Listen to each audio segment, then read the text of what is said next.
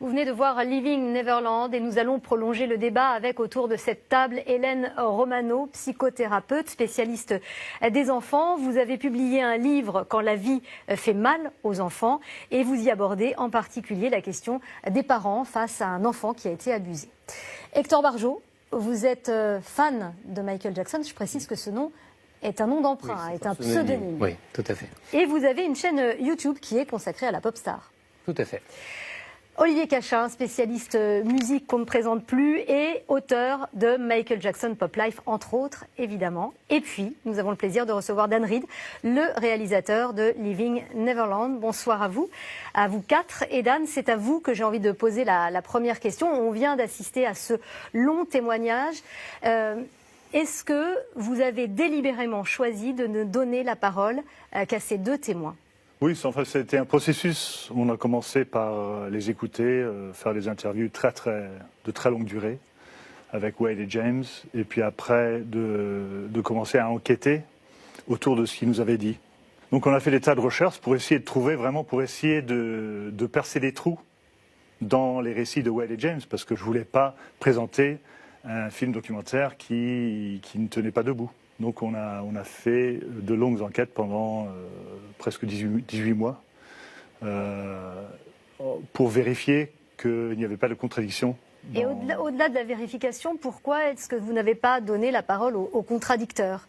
Personne ne contredit le fait que Michael a passé peut-être des milliers de nuits avec des petits garçons dans son lit. La famille ne le lit pas, les avocats ne le lisent pas.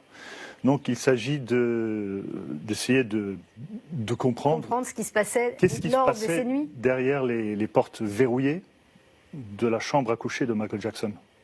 Donc c'est ça. Et je ne pense pas que la famille y ait participé à l'abus sexuel qu'on a découvert. Je pense pas que... Et on sait que la famille, bien sûr, a un grand intérêt à défendre la renommée de leurs parents.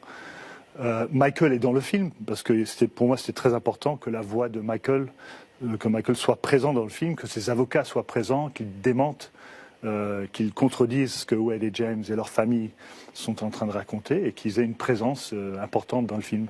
Vous dites que ce qui vous intéresse, c'est ce qui se passait derrière la porte au moment où Michael Jackson passait la nuit avec ses enfants. Est-ce qu'à aucun moment ne vous a effleuré l'idée que ces deux hommes pouvaient mentir, ou en tout cas mal se souvenir, ou avoir élaboré une histoire qui n'est pas exactement la leur? Oui, bien sûr.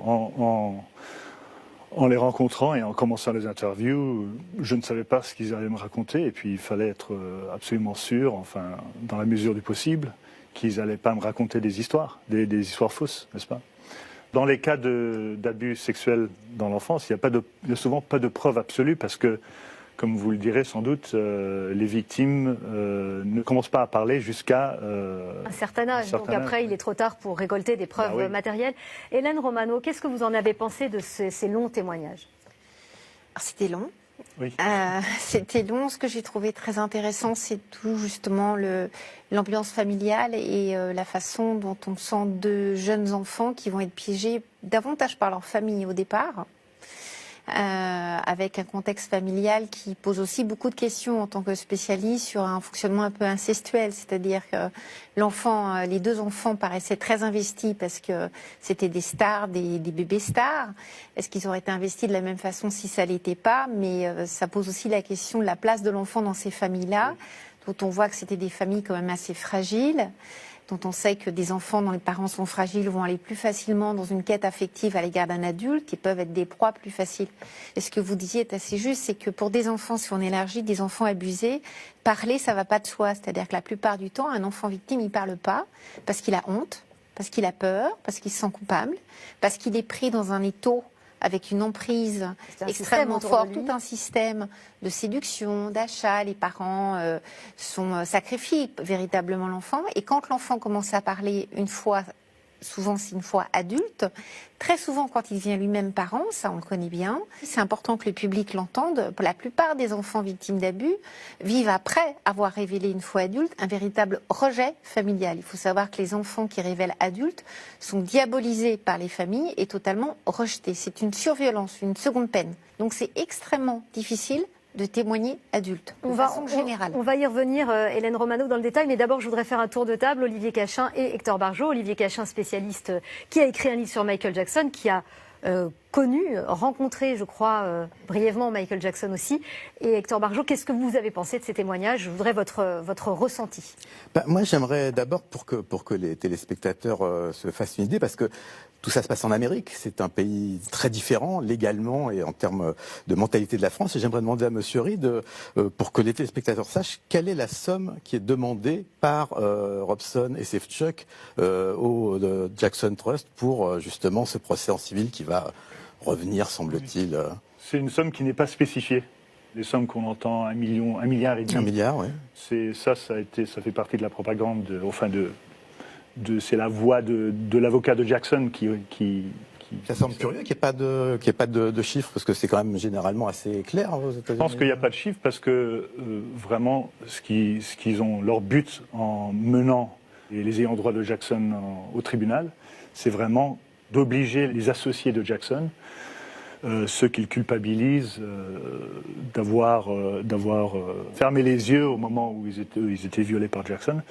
Ils ont voulu les obliger à venir et témoigner, et puis ils ont voulu créer une plateforme pour que leur récit sorte dans le public. On va rappeler qu'il y a une procédure, effectivement, que Wade Robson a intenté une action en justice en 2013, James Safechuck en 2014. Ils ont été déboutés en 2017, et il y a le procès en appel dans quelques mois. Oui, c'est ça. Cet été, je pense que ça va. Voilà, aux États-Unis. Enfin, il y a quand même quatre versions différentes de plaintes avant qu'elles soient entendues. Ils ont tellement changé de récit qu'on leur a dit que leur plainte n'était pas recevable. Donc, et là, ils en viennent, juste pour faire une petite précision sur cette plainte, c'est que là, ils sont en train d'accuser les sociétés de Michael Jackson d'avoir organisé des concours de rabattage pour ramener des jeunes garçons et par la suite pouvoir subir des sévices sexuels. Donc là, pour moi, on marche complètement sur la tête, quoi. Ils ont essayé d'attaquer Michael, mais il y avait prescription, ils ne pouvaient pas attaquer une personne concrètement. Donc maintenant, ils essaient de trouver tous les moyens possibles et imaginables pour faire une action en justice. Hector Barjot, vous êtes un fan de Michael Jackson. Qu'est-ce que vous avez pensé du témoignage de ces deux hommes? Est-ce que vous pensez qu'ils mentent? Est-ce que ça écorne l'image que vous avez de moi, ce que votre j'en ai star? pensé, alors je ne sais pas Dan Reed s'il connaissait ces jeunes garçons avant de s'en être intéressé en 2013-2014. Nous, dans la communauté, c'est vrai que ces jeunes garçons, on les connaît depuis des années. Donc on sait très bien de quoi ils sont capables. On a un avis forcément bien tranché. On sait qu'à plusieurs reprises, Wade a beaucoup changé de version, a menti au tribunal. En 2005, il a défendu Michael Jackson. Mais vous pensez qu'il a menti au tribunal ou qu'il a dit la vérité? Moi, pour l'instant, je ne pense plus rien. Je ne suis pas là pour défendre. Enfin, je ne connais pas. Je ne suis pas, avocat. Je ne peux pas prouver l'innocence de Michael Jackson. Moi, je suis là un peu pour parler des deux accusateurs. Voilà, on connaît quand même toutes les frasques qu'ils ont eues au fil des années autour de Michael. Ils ont toujours essayé de rester dans l'entourage du chanteur. Absolument, oui. Et donc, c'est vrai que c'est quand même compliqué à écouter ce témoignage aujourd'hui, une fois qu'il n'y a plus rien à tirer de Michael. Voilà, voilà. Alors justement, vous parlez de ces deux accusateurs, comme vous dites. Ils peuvent être sujets à caution aux yeux de certains. Wade Robson a, par exemple, supplié la famille Jackson de faire partie du spectacle du Cirque du Soleil dédié à Michael Jackson. C'était en 2011. Il devait en même temps tourner un film. Il avait envoyé une lettre sans équivoque au producteur que vous voyez ici. Alors, je vais me tourner. Je n'aimerais rien de plus que de participer à ce spectacle. Si cette possibilité vous intéresse, je vous promets à 100% que cette fois, je m'y engage, parce qu'il était engagé sur un autre projet. Donc, on sent bien qu'il a vraiment, en 2011, alors qu'il est adulte, très envie de faire partie de ce spectacle Cirque du Soleil. Ce qu'on ne peut pas montrer, c'est le email de 2012 où il écrit au fond Jackson et il dit je peux pas participer au spectacle, je peux plus réaliser le projet de Cirque du Soleil. Donc ça c'est un mensonge. Il a été question qu'il le réalise le projet. Oui, il a voulu le réaliser et puis après il a changé d'avis et puis après. Mais à la fin c'est lui qui s'est retiré. C'est pas qu'on l'a viré ou qu'on. Ah bon? Oui. Les preuves, c'est quoi alors? Moi j'ai vu les emails de. C'est dommage que vous ne les ayez pas montrés parce que ça fait partie des choses qu'on voit pas. Mais ça c'est des débats qu'ont commencé les fans de Jackson. C'est des détails qui ne prouvent rien. C'est quand même pas rien que d'imaginer qu'il commence une démarche pour contrer Michael Jackson au moment où il est justement retiré du poste de chorégraphe de ce spectacle. C'est fantastique. On ne se déclare pas victime d'abus sexuels de Michael Jackson juste parce qu'on a perdu un boulot. Ce qui n'est d'ailleurs pas vrai. Ça pose débat. S'il gagne de l'argent, ça veut dire qu'il a gagné le procès, n'est-ce pas ? Quand on gagne un procès, on met des preuves au tribunal. C'est pas qu'en portant plainte qu'on va vous donner de l'argent. Vous touchez pas de l'argent en portant plainte. Non, vous êtes d'accord que ce documentaire, comme vous parliez du procès en appel qui va arriver dans quelques mois, ce documentaire va évidemment jouer un certain poids. Je l'espère, oui. C'est ça. C'est un documentaire à charge quand même, ça vous l'admettez. Pour moi, c'est la vérité. Donc, le juge décidera à la base des preuves qu'on apporte, à la base des témoignages qu'on va faire au tribunal. C'est un tribunal, c'est la justice, n'est-ce pas? C'est le système. Là où il y a un malentendu, quelque part aussi, et si on compare, c'est vrai que la mentalité française n'est pas la même qu'aux États-Unis. On a vu en France sur des histoires très médiatiques que les victimes ne demandaient pas un centime, juste d'être reconnues victimes. Là où il y a un malentendu, c'est que si les victimes s'imaginent être réparées psychiquement par des milliards et des milliards et des milliards et des milliards, elles se trompent totalement. C'est pas ça qui va les réparer. Oui. Donc la démarche justement, c'est pas le but. Enfin, les James disent c'est pas le but. Nous, ce qu'on cherche, c'est la justice. C'est justement. La démarche, c'est d'être reconnu en tant que sujet. Oui. Après avoir été traité comme des objets, si j'élargis à des victimes, la personne, l'auteur, peut être condamné à des années de prison, à des milliards d'euros, à tout ce que vous pouvez imaginer, ou de dollars.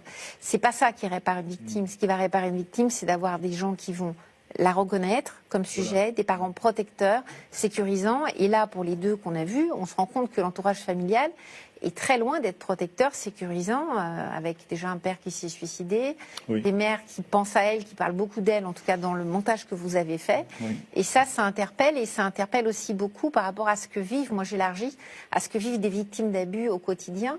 Mais on se trompe si on pense réparer les gens par de l'argent. C'est pas ça qui le réparera. Évidemment, oui, je suis d'accord. Est-ce que vous avez à un moment donné songé aussi, lorsque vous avez réalisé ce documentaire, que ça pouvait avoir un poids sur le procès en appel qui aura lieu dans quelques mois? Non. Non, j'ai pas fait ça pour avec non, mais j'imagine bien. Mais est-ce que vous vous êtes dit que eux, ces témoins, pouvaient y penser ou pas du tout? Je ne sais pas. Je pense que le procès et le documentaire sont ces deux moyens de faire ressortir le récit dans le domaine public, ces deux moyens d'essayer d'obtenir justement cette reconnaissance dont vous avez parlé, parce qu'on les a crachés dessus pendant tellement d'années. Justement, vous parlez de faire ressortir le récit. On se pose la question aussi du pourquoi une prise de parole si tardive. Alors, on le comprend au fur et à mesure de votre documentaire d'ailleurs. Pourquoi est-ce que c'est si difficile de parler quand on est enfant et pourquoi est-ce qu'on arrive à parler adulte? Est-ce que ça, c'est un processus assez classique chez les enfants abusés, de ne pas réussir à parler au moment des faits et de pouvoir exprimer les choses plus tard? Alors c'est très classique chez les enfants abusés en intrafamilial, c'est-à-dire au sein de la famille ou avec un proche, ce qui était le cas de la famille, de pas arriver, parce que l'enfant est placé dans une forme d'une sorte de confusion, et on le voit bien au niveau des sentiments, l'enfant se trouve piégé, donc parler c'est très compliqué. Après il y a tout ce qu'il en est au niveau psychologique, de ce qu'on appelle la mémoire traumatique, qui fait que certains enfants qui ont été agressés sexuellement vont non pas oublier véritablement, mais avoir des bribes de choses qui sont passées sans savoir réellement si on peut parler d'abus, d'agression. Ils sont placés dans une confusion. Et c'est pour ça que très souvent les révélations tardives ont lieu quand les adultes deviennent parents. Oui. Et ça, c'est statistiquement très fréquent.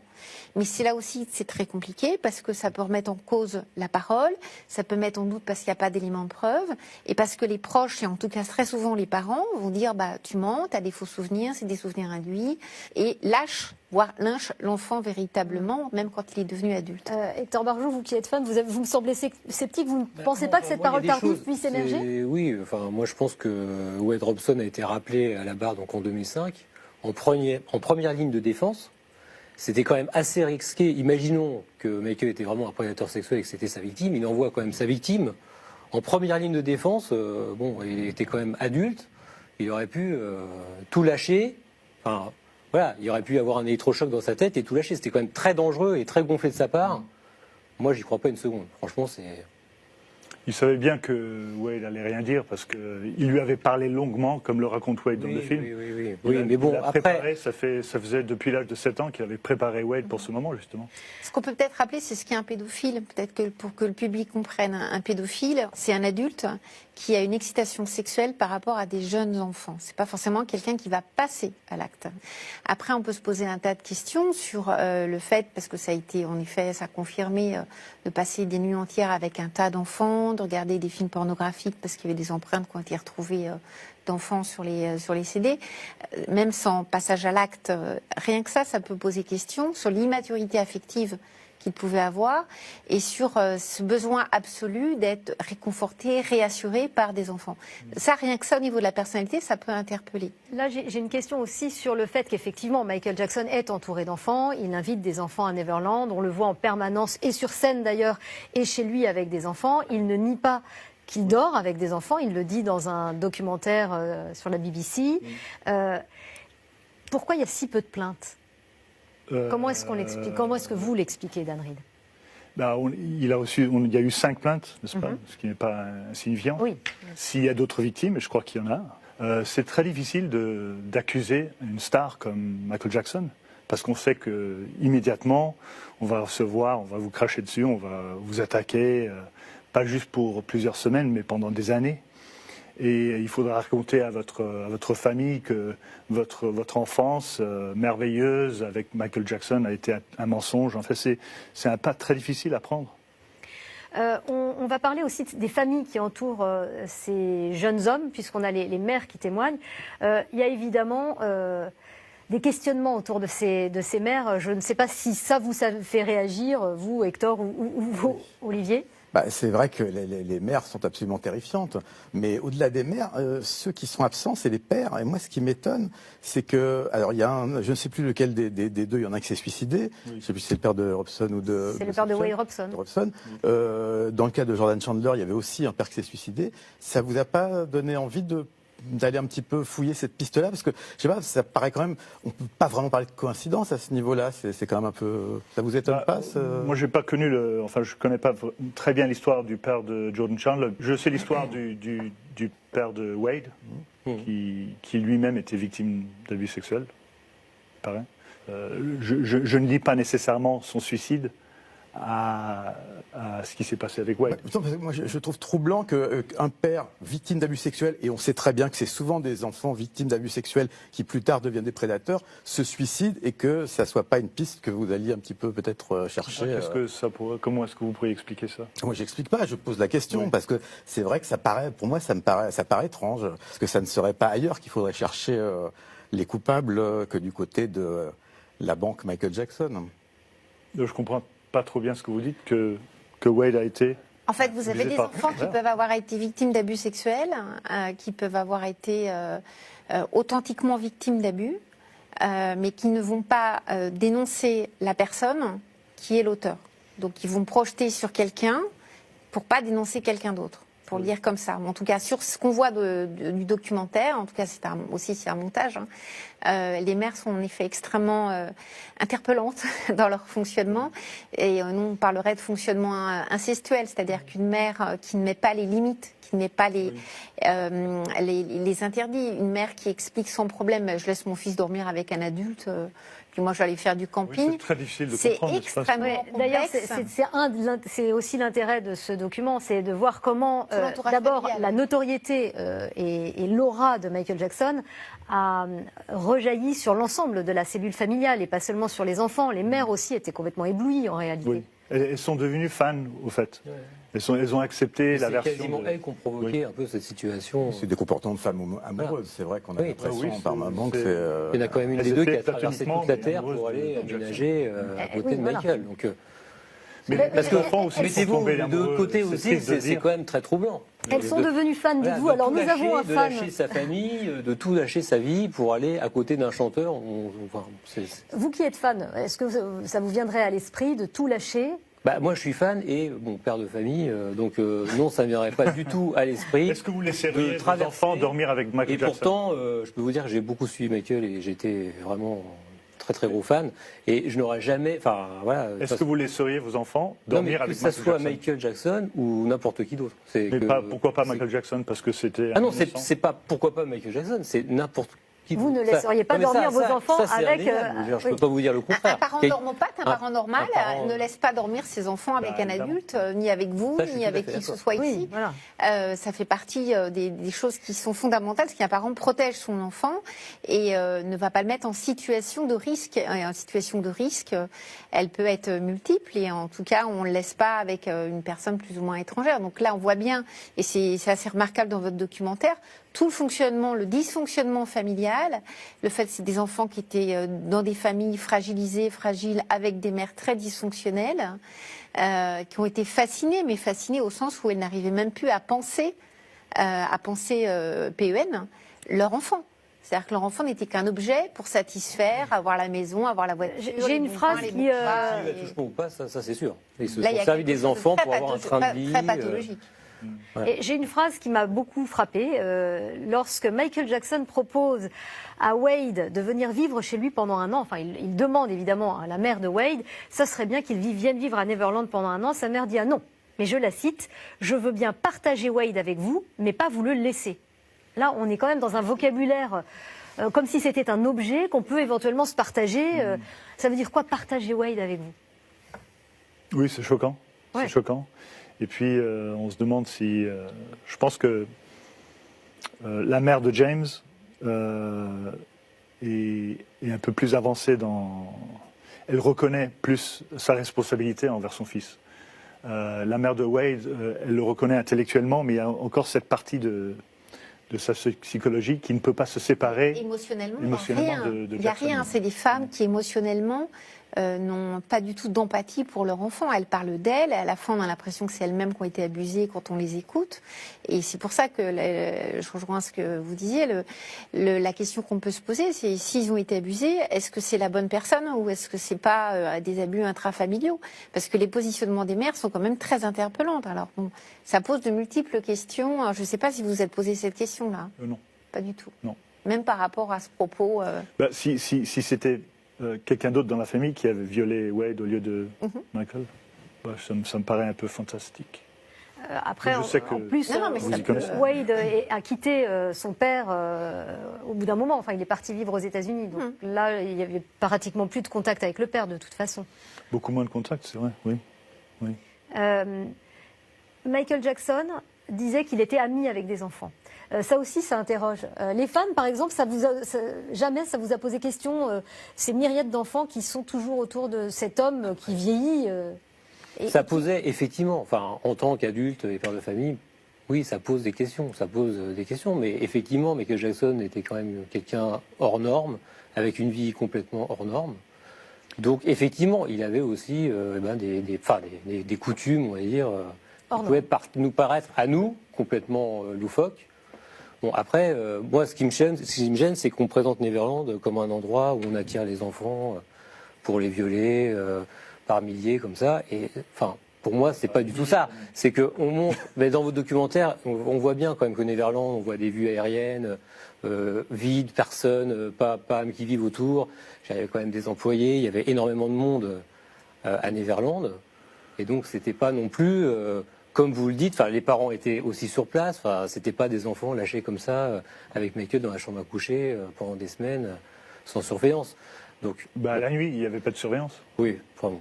Voilà. Je voulais vous demander respectueusement, c'est le bon mot. Oui.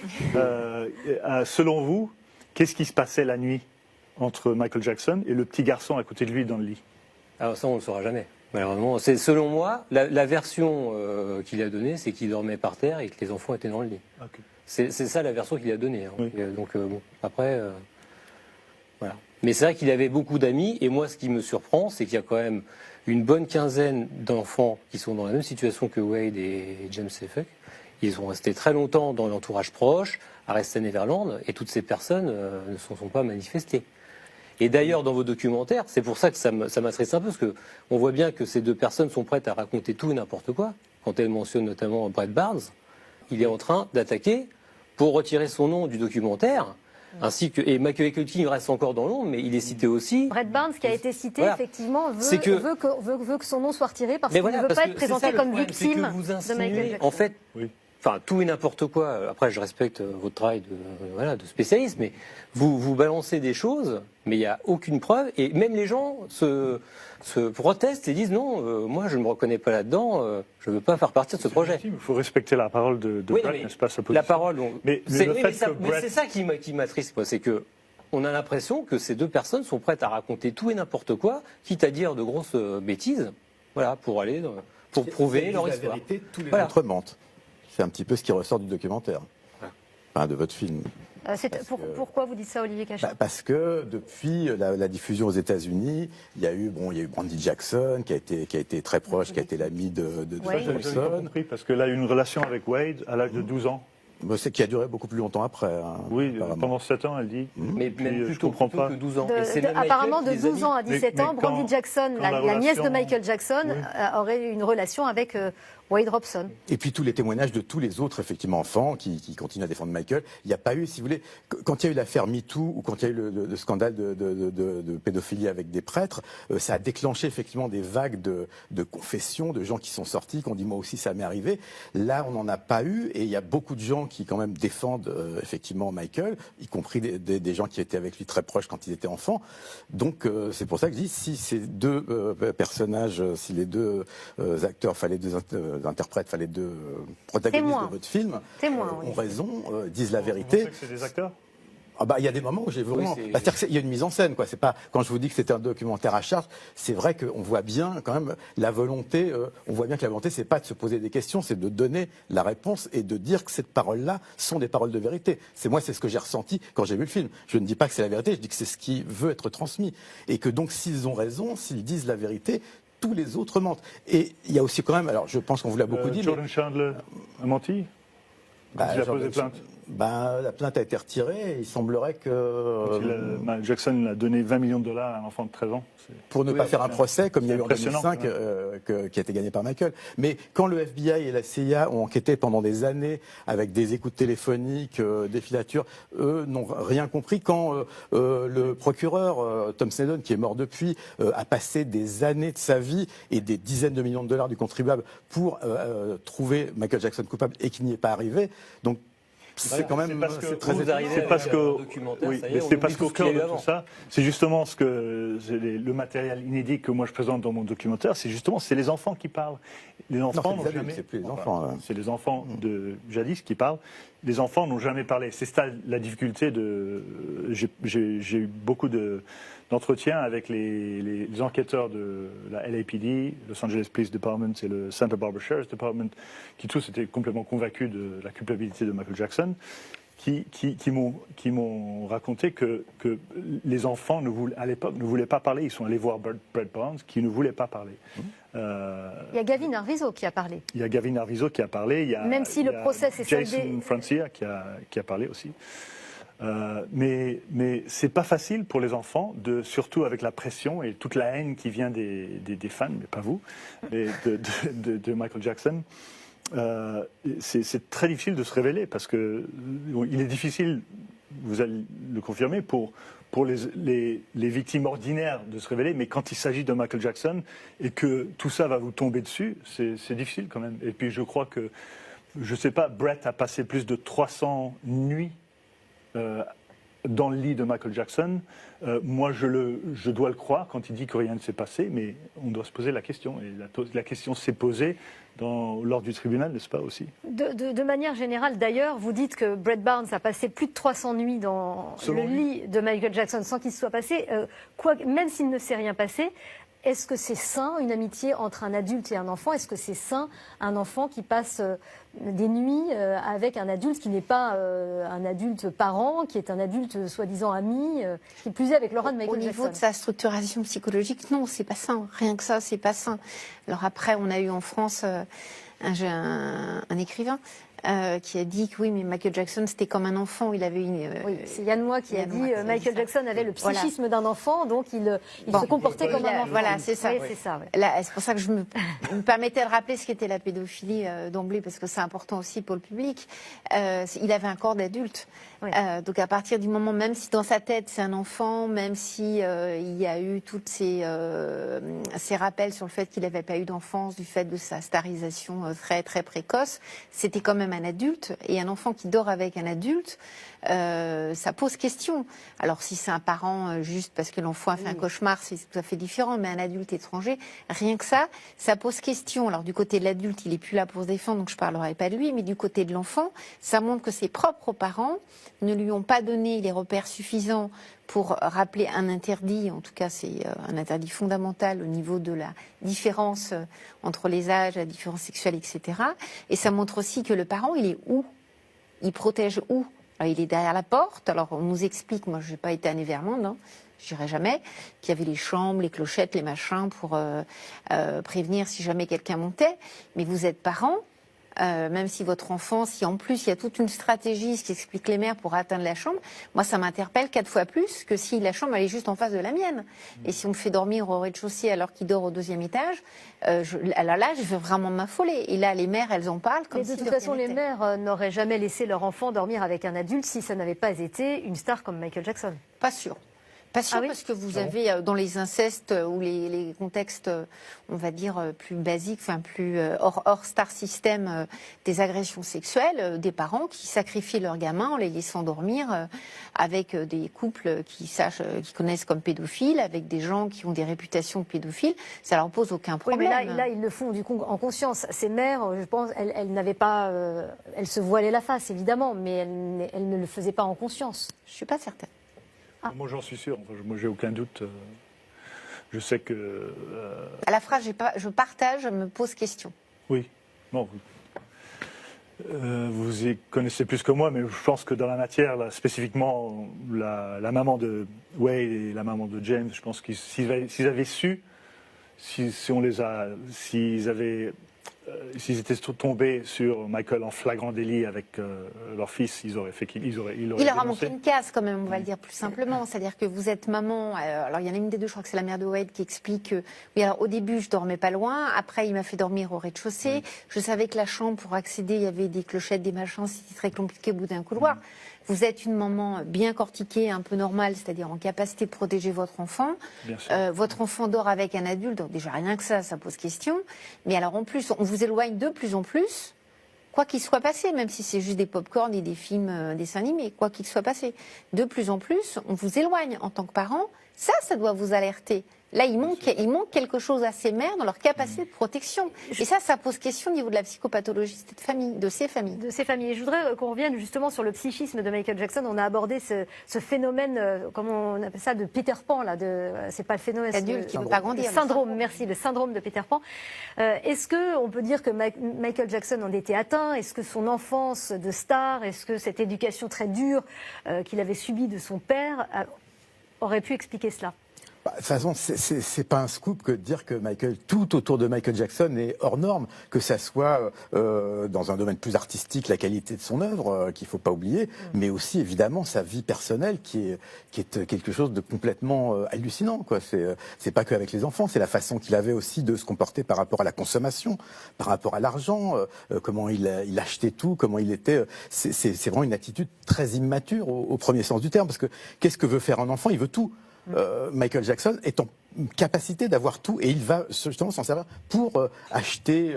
C'est comme dans Citizen Kane, quoi. C'est Charles Foster Kane. Il va acheter un château, il va faire son Xanadu, une bibliothèque avec des dizaines de milliers d'œuvres, des œuvres d'art, des tableaux. Il était en plus très très intelligent et très lettré, donc il achetait tout ça. Donc bien sûr, cette façon qu'il avait de se comporter dans la vie en tant que personne humaine est complètement aberrante. Et si ça n'était pas justement Michael Jackson, c'est-à-dire l'artiste qu'on connaît, ça serait aberrant. Sauf qu'effectivement, quand on connaît son histoire, quand on connaît son évolution psychique, on se dit que certes, il était complètement, il était flingué dans sa tête. Non, mais c'est vrai qu'il avait un côté. C'est pas pour rien que les tabloïds anglais l'ont appelé Wacko Jacko. Mais à côté de ça, de là à en faire un espèce de prédateur, quelqu'un qui a une espèce de complot, enfin d'idées dans sa tête pour séduire et comment dire, s'emparer d'enfants. Là, je pense que c'est une étape qui me paraît un petit peu, enfin c'est ce qu'essaye de démontrer votre film, mais moi j'avoue que ça m'a pas convaincu et je pense que je suis loin de penser que Michael est quelqu'un de normal, il est tout sauf normal, mais que ça soit un prédateur, j'achète pas cette version-là. Dan Reed, à la fin de votre document, on voit un gant de Michael Jackson brûlé sur une plage, Ah oui. des affaires à l'effigie de Michael Jackson, enfin, ou qui lui ont appartenu tout simplement. Elles appartenaient à qui? De quoi s'agit-il? Il s'agit de photos Oui. que Wade nous a données, qui faisaient partie de son archive, Oui. que lui a prises, je pense, en 2013, 2014, enfin avant de faire ma connaissance.